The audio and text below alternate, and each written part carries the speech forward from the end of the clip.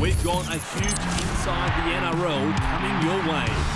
Where to now for the Roosters after another double blow, headlined by Brett Morris's likely career-ending ACL tear, and there's also major injury concerns on the other side of Anzac Parade. Broncos legend Steve Renouf joins us as Dave Donaghy begins his reign at Red Hill, but will Wayne Bennett be returning to Brisbane?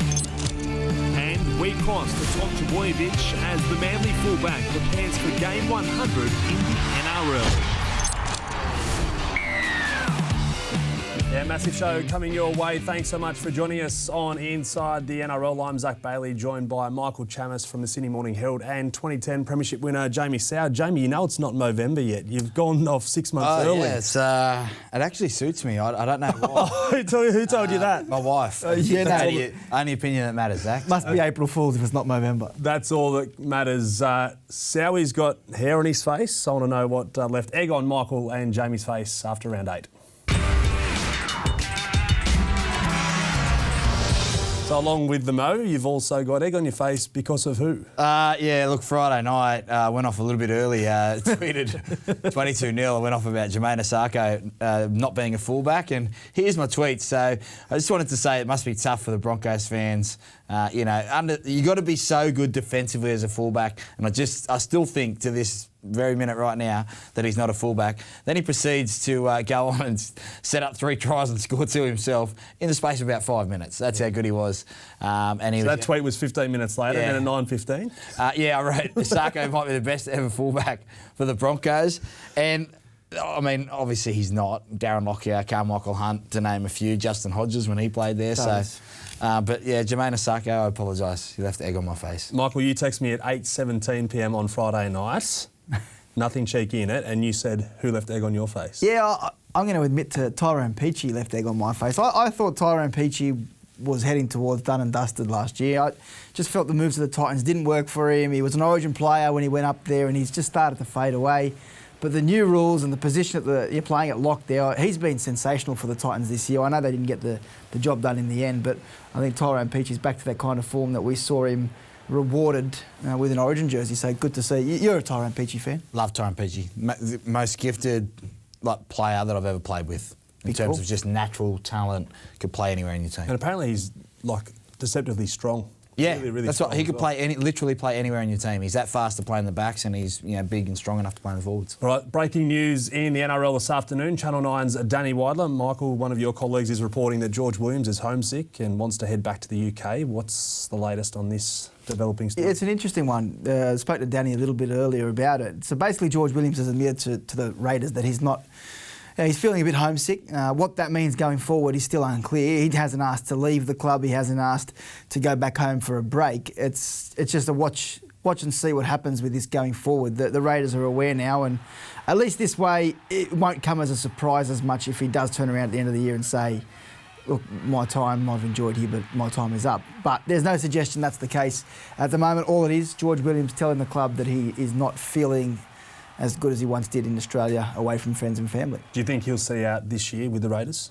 I think he will. Funny things have happened in rugby league, but I think George Williams will at least see out the year. And the other thing is, no one's ever happy when they're losing. So I imagine that sort of compounds it a little bit as well. You get on a run, you sort of start feeling better in yourself.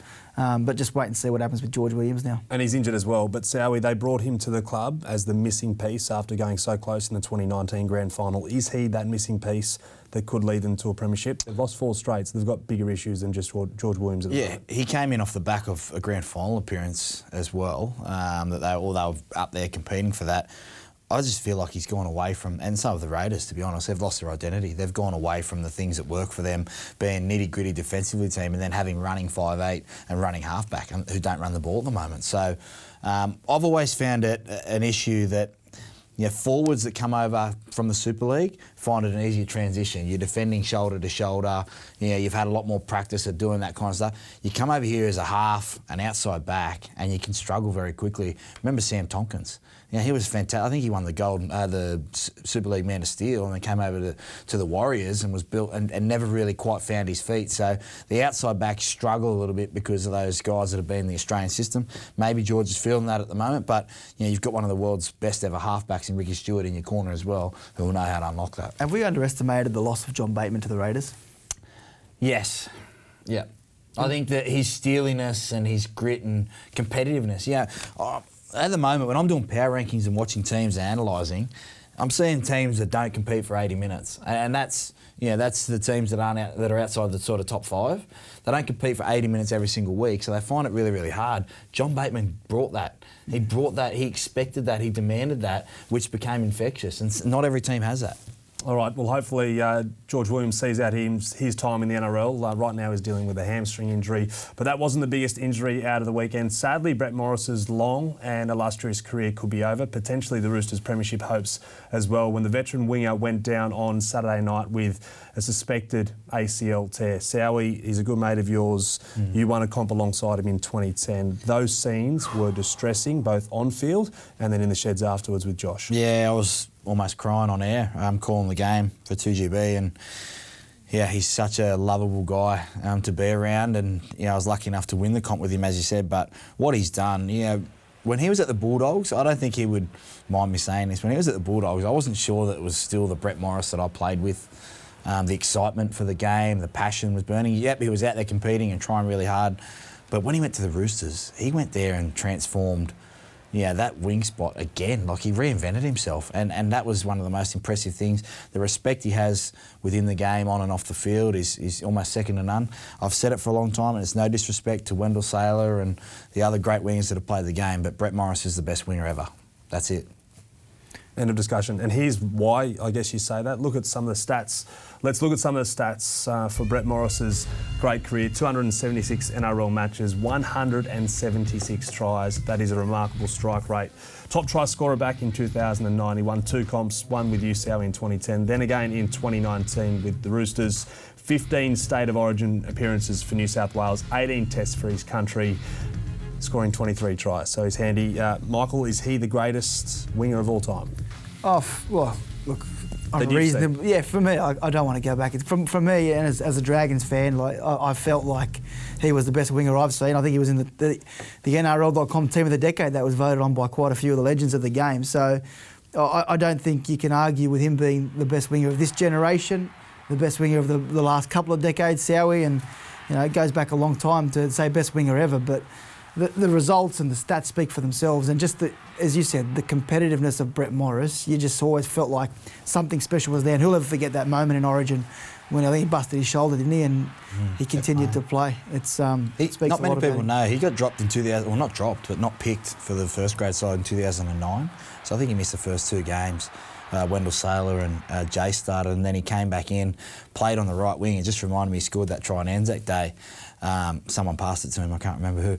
But but he came back in and worked so hard, for a guy that didn't start the year in Wayne Bennett's best 17. And Wayne said, I'll pick my best 17. I don't care if you're out of position. To turn himself and score 22 tries and get the try scoring record on the last night at Cogra. I think he scored 20 odd the next year as well. Like, it was... Yeah, but it's also the way he reinvented himself and got fitter again after those lean years. Well, lean years at the Dogs, and the grand final, I can't remember who got. Luke Keary, did he get it against the Raiders? Jack White got the Clive. Brett Morris probably should have got it. Yeah, he was up there, and that's no disrespect to Jack White, and he was fantastic on the night. But they hammered Brett Morris. The old winger can't do it. He diffused the play, and I actually think for all his try scoring records, he was actually gotten better defensively. You think about some of the plays at Bank West, whether the game... Unbelievable. All right. He wasn't the only big loss for the Roosters on Saturday night. Lindsay Collins, their prop, has also gone down with an ACL injury, so he's also gone for the year. Given their injuries already, how big a loss is he in the middle? He's been their leader. Yeah, he has been. And when you relegate Siwa Takiaho and Jared Warrior-Hargreaves to the bench and use them as an X factor coming on, that shows how well he was playing and the respect that he has within that group. So he's a huge loss for them. I know what you're going to ask me. Are they done? I don't think they're done. They're still going to cause some trouble because they've got a pretty good halfback at the moment. But, the challenges that's thrown upon this group now, I think they've had 4 or 5 ACLs in the last 2.5 years. It's just been a horrendous run of bad luck. Yeah, let's take a look at their horror injury run so far this season. James Tedesco hopefully back for the Roosters this week. Lockie Lamb, Freddie Lussick also injured, and then it gets more serious after that. Billy Smith, Boyd Cordner, hopefully back in round 14. And then you mentioned those ACLs, Luke Keary, Brett Morris, Lindsay Collins, Jake Friend has been forced into retirement. You just said they're not fully done yet. How do they dig their way out of this with an injury list like that? Well, they've still just got class. I mean, Tedesco will come back. Boyd Cordner is rumoured to come back round 14. So they're still going to have enough talent to beat the bottom 11 teams consistently. But yeah, it's not easy now that you don't have those guys from week to week. When you consider some of the names that have left the team, like the fact that they're still competitive, those names there alone are a big enough blow. Then you also consider Cooper Cronk in the last couple of years, Latrell Mitchell in the last couple of years. Like, this is a complete rebuild of the club. And they're rebuilding it without actually losing their place in the top 4, top 6 of the competition. It speaks a lot about Trent Robinson as a coach. So is Sam Walker, who continues to impress in his rookie year. I don't know if he's the greatest rookie or he'll have the greatest rookie season we've ever seen, but is he their saviour? He's not their saviour. Their system and the way that they've built their club is the saviour. You know, Trent Robinson has brought this kid into a system that everyone does their job, and they wouldn't have thrown him in there if he didn't think that he could do the job. And on the weekend, he was fantastic. He came up with some amazing tries. Like, he's first Rooster in history to have 5 try assists in the game. So good. And that you don't, when you see Jared Rea-Hargreaves flick the ball like that, that's a team that trusts their number 7. And they've been brought up like that since Cooper Cronk went there. Yeah, he demanded that everyone get on the same page and the number 7 steers them around. And now he's doing that himself. I think it's 11 try assists in 5 games. Is the record Tim Smith? Does he still hold the record for most try assists in a season? What year was that? 2005 or something? Yeah, I think it was 40 odd or something. So it'd be interesting to see if he 40 try assists? Yeah. Thanks, David Middleton. Apparently. I just could have made that up. I'm a big Tim Smith fan, actually. I think you did make it up. With Lachie Lamb, though, back to here and now, Tim Smith's great Sorry player, for the but stats he's had his fun in the sun. With Lachie Lamb coming back soon, like Sam Walker, he's getting targeted every week. He's already nursing an AC joint injury. How do the Roosters manage him, and how important is it that they do? He's only young and he's got a long future ahead of him. Yeah, he'll be the first choice 7 now for the rest of the year. I don't think, unless injury and teams are targeting him, and you probably learn a hard one on the weekend. Yeah, if you hook back and Saifiti's coming at you, probably step back a little bit further. But Lachie Lamb will come back into that side, and Drew Hutchison's been fantastic. So they've got depth there when it seemed like at a time. And it is remarkable to think that the Roosters have lost all those players, still sit 5th and potentially going to make the top 4. But given those scenes we just saw, and he's only had a handful of games, will he need a rest at some point? You don't want to burn him out in his first year and get him battered and bruised. He's still tiny. Yeah, I know. Well, so do you think they'll rest him? Well, Trent Robinson and the Roosters have led the way in terms of concussion protocols and all that, so I dare say that he'll be top priority. They may rest him 1 week here or there. Notch up the wins, get in the 8 and then rest him towards the back end of the year, give him a freshen up. Joseph Suaalii, Michael, he was 18th man on the weekend. There's been a lot of talk about him and whether he'll debut. Is this the week we'll see him round 9 in the NRL? I don't want to definitively say no, but I don't think so. Because James Tedesco comes back into that team at fullback, which forces the reshuffle in the back line. But they've got Ikuvalu there as well. So really, they're going to have to drop someone to bring in Joseph Suaalii. So I don't think that's the time. I might be wrong. Who have they got the next 5 weeks?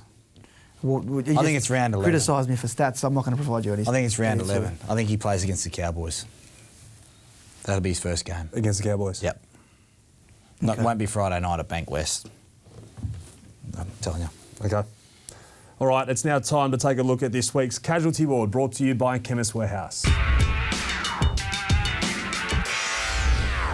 And unfortunately, it's stacked this week. The Roosters and their rivals, the Rabbitohs, were the hardest hit. South skipper Adam Reynolds has a nervous wait after seeing the specialist today about his thumb injury. Cameron Murray and Campbell Graham will both miss a month, while Jackson Paulo is set to miss 6 to 8 weeks. Dragons' young guns, Zach Lomax and Cody Ramsey, are also facing some time on the sidelines. Like Ramsey, Newcastle's Blake Green has a rib injury, which coach Adam O'Brien said didn't look good. In a huge blow for the Sharks, Braden Hamlin-Uele will miss up to 8 weeks with an ankle issue, as will Gold Coast Corey Thompson, who also has an ankle injury. Parramatta's Nathan Brown has a hip injury, while George Williams injured his hamstring in the lead up to their match on Thursday night. Sebastian Chris picked up an ankle injury in the same match. Kurt Capewell has a rib complaint. Marty Tapau will need to get through his HIA protocols. Dylan Napa has a shoulder issue and Ben Hampton has a pec issue. Now to the list of players that could be leaving the Chemist Warehouse casualty ward as early as this week. We've got James Tedesco, Ryan Pappenhausen and Nelson Asava-Solomona. Canberra's Josh Hodgson and Jared Croker are nearing a return, while Curtis Sirinen should be back from an knee injury in the next fortnight. Wanga Blake is pushing for a return from a calf injury, while the Knights need Edric Lee and Hymel Hunt back ASAP, given their latest run of injuries. It's stacked. We hate to see it. You should do that like a horse race next week. Well, I hope there's only 3 horses in it for all of our sake. James Fisher-Harris with a calf now. You've got some injury out of the Tigers. Some news out of the Tigers. James Roberts, who missed the game on the weekend with that chest shoulder complaint that he's got. He's going to miss a month of football, so we'll be seeing a bit more of Zach Seeney. Fantastic scenes. Well, I think we would have seen more of him anyway, to be honest, with the way he played. But yeah, James Roberts up to a month now on the sidelines. Sowie, the Rabbitohs, along with the Roosters, very hard hit in round 8. They've already without Latrell Mitchell, who's suspended, Reynolds, Murray, Paulo, Campbell, Graham. How tough are they going to find this next couple of months, given those injuries, given their run, and given they're going to have a fair few players missing during Origin? Yeah, Storm, Sharks, Panthers, Eels over the next month. So 3 of the top 4 teams that they do play. And Benji Marshall, this is why I thought he'd be the buy of the year, and he's already probably proved it the last couple of weeks, is he's going to be able to step in there and help guide them through with his game management and all that kind of stuff. They'll give some forwards an opportunity. So as much as Wayne Bennett, I think Wayne's at a stage now where he knows that this squad's, if they don't win it this year, their window is starting to close. Like, it's been pushed open the last 3 years, but it is starting to close because they need to get over that hump. And injuries right now, it could be hard for the next month or two, Chamis, but it also could be a perfect balance for them coming back in after a month off. Is this the right time to blood the young kids that they're talking about? They're going to replace Adam Reynolds, the Lachlan Ilias, the Blake Taffys. Do you throw them in, or is it too soon? Taffy's good, man. He's really good. I think that they'll go Ready good? I think they'll go Marshall and Walker in the halves and then have Johnson. But do you blood them in somehow on the bench? Where's Mansour? Is he back? He's back soon. He's back soon. I don't know if he's back this week, but he's back soon. So yes, I would blood them. Off the bench? Yep. Or start them. If you're a half, get in there. Be nothing worse than waiting as a half. All right, one player who has left the Chemist Warehouse casualty ward. We've loved seeing him in action over the past few weeks. He's Manly fullback Tom Trbojevic, and he joins us now. Tom, thanks so much for joining us on Inside the NRL. Thanks, guys. Thanks for having me. It's been great seeing you back fit and firing. How does it feel for you to be back over all those hamstring troubles? Yeah, it's obviously nice. It's kind of been the story for me. I've been watching a lot of footy lately, so it's good to be back out there playing, get a few games under the belt and hopefully stay out there fit and healthy and play some more games. Tom, what was the hardest part? Was it trying to overcome the psychological impact of the injury and getting back into it? Was the sort of the guilt you felt, mate, that you weren't able to help the team given the way they were struggling the first few rounds? Yeah, I'd probably go with the latter. It's hard watching your team play at the best of times when they're not going too well. It makes it all the worse. So that was definitely the toughest part. I guess on what you said, the psychological battle, it wasn't too bad for me. I know, once you get your head around the injury, you know what you got to do to get better. And I've got a very good team here at Manly, so just worked very hard with them. And it's great to be back out there playing again. Tom, what have you seen in the game? Because I watched you very closely that game against the West Tigers. You're putting people into position, something that Manly have missed. But what have you seen sitting back and watching the team and also other teams? Well, it's obviously a much faster game these days. So, it's kind of a big emphasis on field position. You got to win the battle of possession and field position, and points will come. So it's all about building pressure and just trying to win the battle in the middle of the field. It goes a long way to winning games. Tom, we've got a question from one of the fans, a bit different here. Desmond from the Northern Beaches wants to know, any chance you'll sit out Origin and focus on Manly given you haven't started the year for him? Desmond. Desmond. Who has a weird name like that? I don't know many people that roll around with that name, but you definitely should be hiding it. But no, look, I'm just really, really enjoying my back playing footy with Manly, and when Origin comes around the corner, we'll see what happens.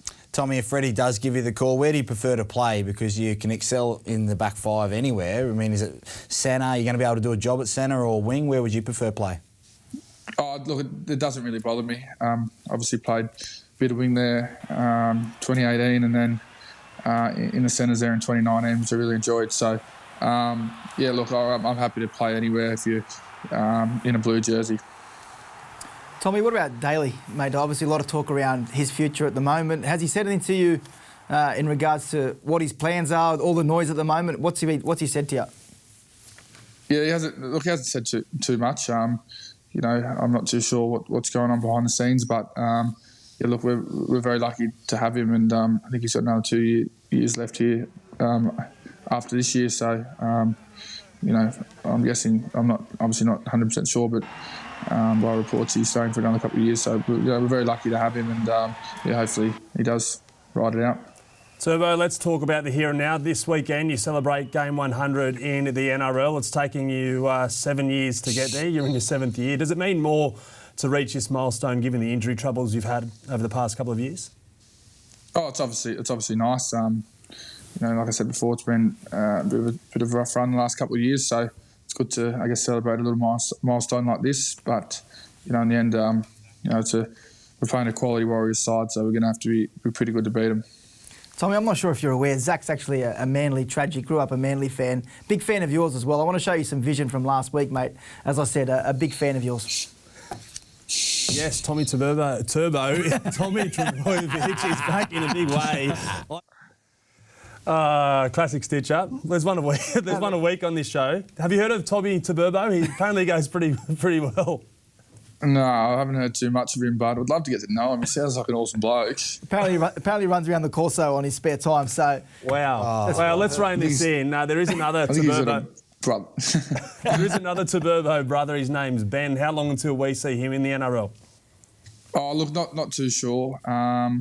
He's been playing a bit of the knock-on effect cup and a bit of under-21s at the moment. So, it's a hard one to tell. Obviously, if he keeps playing some good footy, you might get an opportunity late in the year, but we'll just have to wait and see.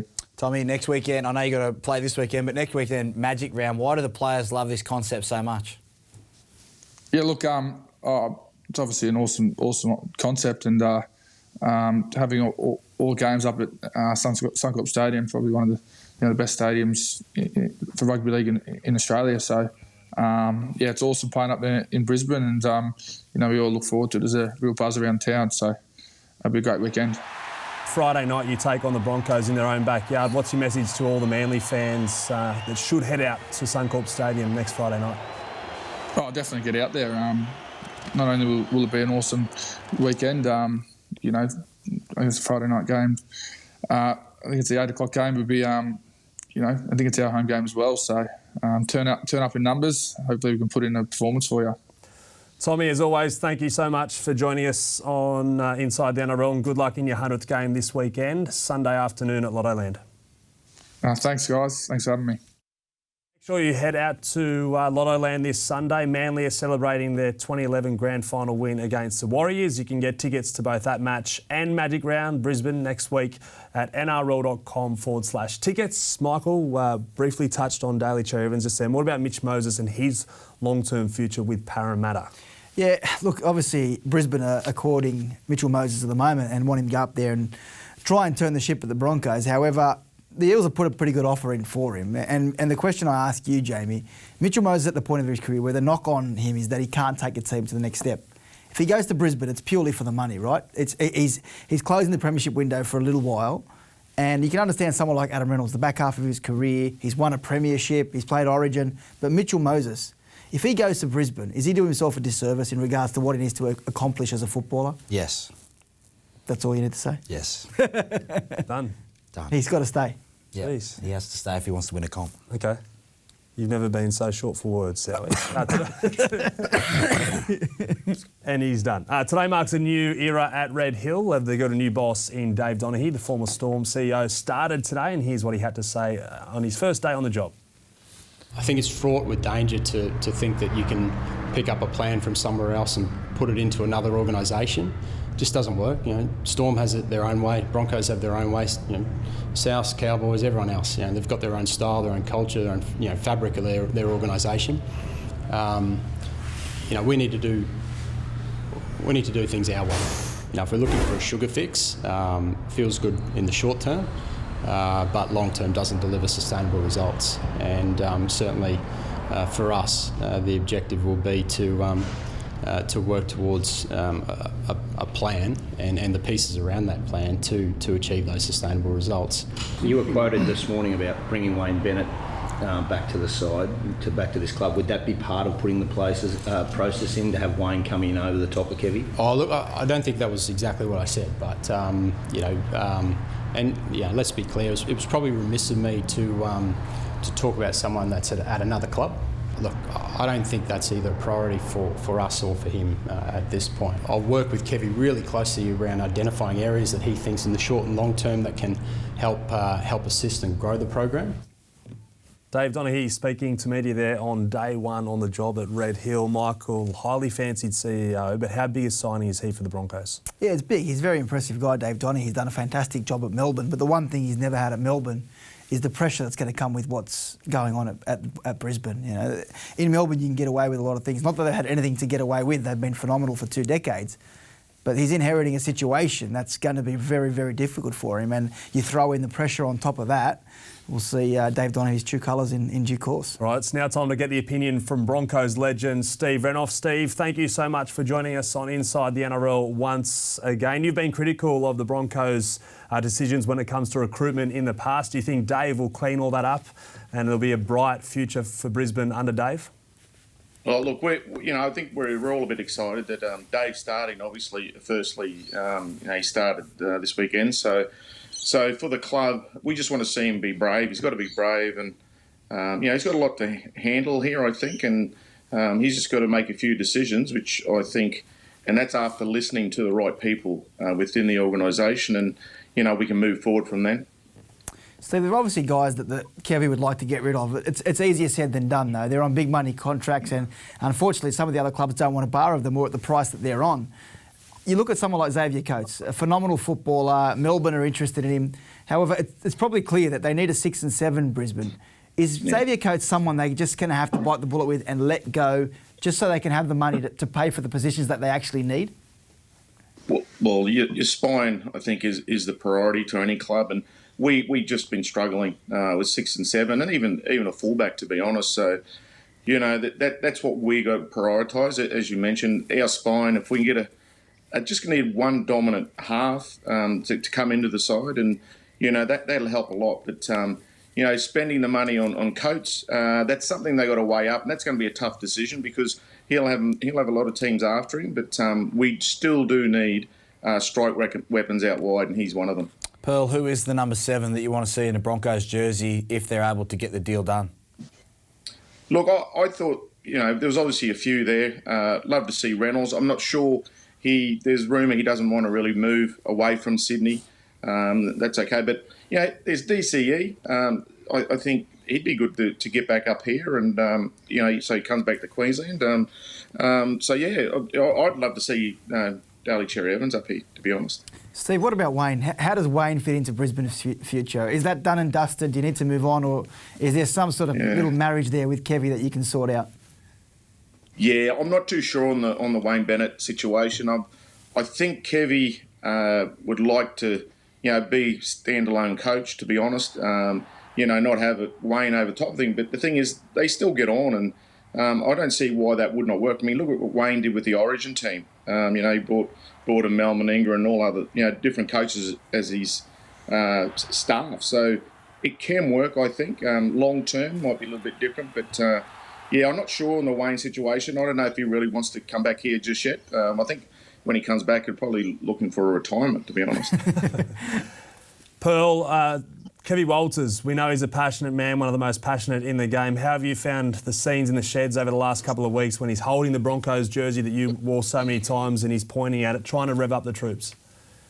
Yeah, well, that's what I think it has been frustrating for Kevin. I know that for a fact, and it's frustrating for supporters who watch the game. But the thing is, the boys have showed glimpses that they can play rugby league, but it's just these little lapses, and that's something he knew he had to work on, and that's just their, what's between their ears. And unfortunately, that'll slowly come. I mean, look, Dave Donaghy coming on board, after a win, that's a positive. So this playing group need to really run with that and try and carry that good, the footy. I know it was a funny old game with the points scored, but they showed a lot of people that they can score tries and play rugby league, so they've got to do that again. Steve, rightly or wrongly, the criticism of the Anthony Seibold coach Broncos was the players, they just weren't putting in. Can you say that about this team under Kevy Walters? Oh, well, I've already seen at this start of the season their attitude's very different. I mean, they've dropped back into that old form that they were under Anthony Seibold. But the thing is, that's a tough one for Kevy to bring them out of that. But I think they are. I think they're playing a lot more respect for that jersey, and I see the boys. They're celebrating their tries, and I just love that. It's a bit of a difference. I know there was talk that this side's playing worse than what Anthony Seibold coach side. I don't believe that at all. Pearl, would you re-sign Anthony Milford?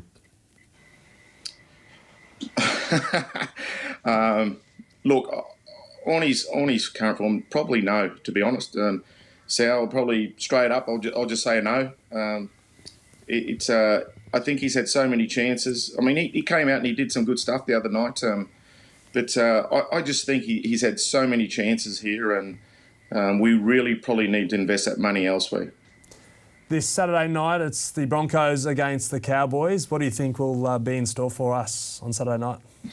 Yeah, look, it's always a blockbuster, that game, and it's up there, and these are the games that we get excited about. And obviously last week against the Titans, and but look, the Cows are starting to find a bit of form, so it's going to be a tight one, as it always is between these two clubs. And I backed in the local derby. I backed Brisbane. So I'm going to do the same this week. I think we'll go up there and take the 2 points away from the Cowboys, and but they're playing some good footy as well.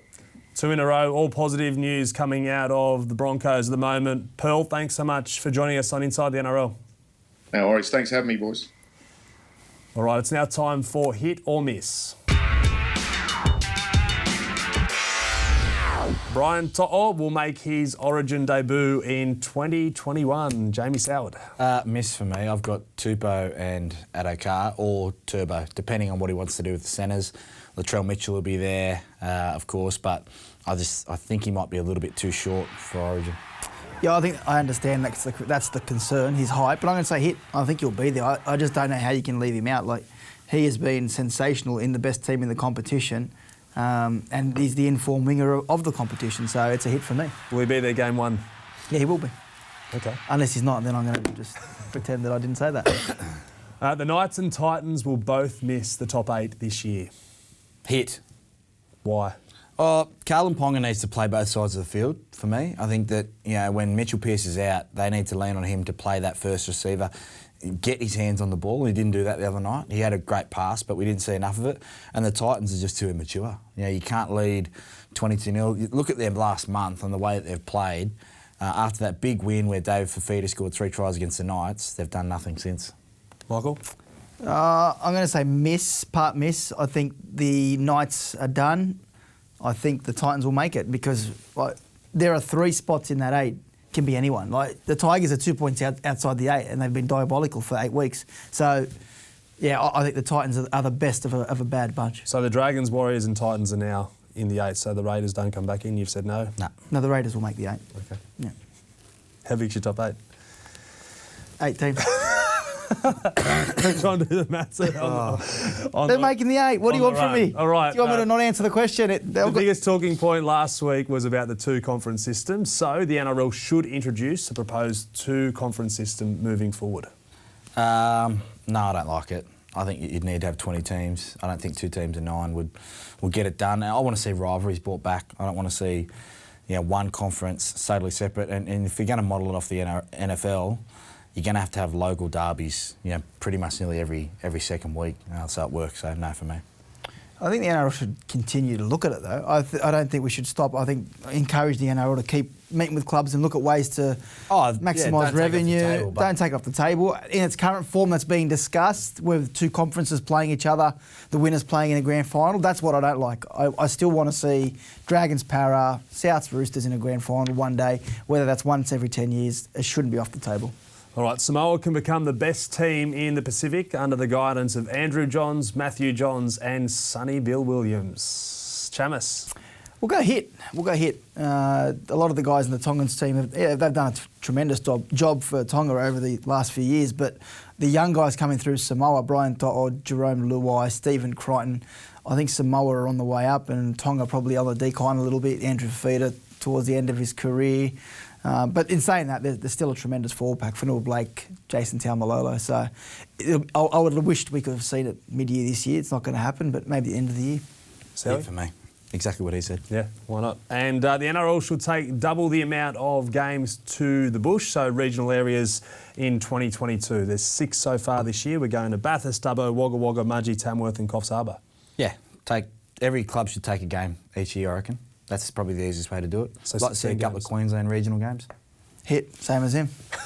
You guys, what happened to you guys just fighting and me sitting back having my popcorn every week? You can't bag the country regions. What do you want me to say? No, I want you. No, we should play 6. We should have no games in the country, Zach. It's a miss. I was out in Bathurst on the weekend and it was a great weekend. Yep. I agree. Sowie's right. Once every team should do what Penrith are doing, have an academy set up in that country region. It's the model going forward. All right, now what I want out of you is your champ or chumps of the week. Here we go. Champ or chump. Can someone remind me who my... No, I'm just kidding. My champs for the week, you can't go past Zach Sini.